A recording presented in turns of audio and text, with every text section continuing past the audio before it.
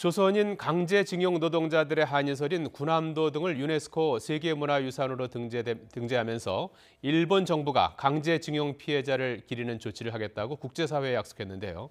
하지만 이 약속을 제대로 지키지 않고 꼼수를 부리고 있습니다. 도쿄에서 황보현 특파원입니다. 일제강점기 수만 명의 조선인이 끌려가 가혹한 강제노동에 시달렸던 군함도 등이 유네스코 세계문화유산으로 결정된 건 지난 2015년 7월. 당시 일본 정부는 국제사회에 한국인 등의 강제징용 사실을 인정하며 강제징용 희생자를 기리는 정보센터를 설치하겠다고 공언했습니다. There were a large number of Koreans and others who were brought against their will and forced to work under harsh conditions in the 1940s at some of the sites. And that during World War II, the government of Japan also implemented its policy of requisition. 하지만 2년 반이 지난 지금 일본 정부는 이런 약속을 제대로 지킬 의지가 없어 보입니다.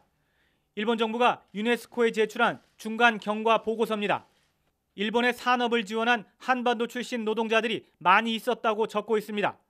강제로 끌려와 가혹한 노동 조건에서 일한 조선인 노동자들이 마치 자기 의지에 따라 일본을 지원한 것처럼 묘사한 겁니다. 800페이지가 훌쩍 넘는 보고서 어디에도 강제 동원됐다는 내용은 없습니다. 조선인 노동자들을 언급했다는 생색만 내고 정작 핵심은 비껴가고 있는 겁니다.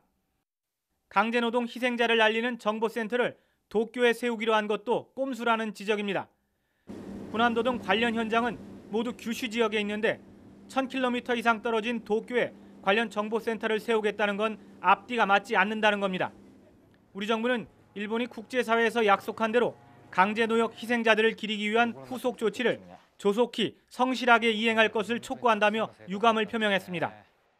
일본이 유네스코에 제출한 이 보고서는 내년 상반기 전문가들로 구성된 위원회에서 1차적으로 논의된 뒤 6월 말부터 시작되는 세계유산위원회의 검토를 거치게 됩니다. 도쿄에서 YTN 황보현입니다.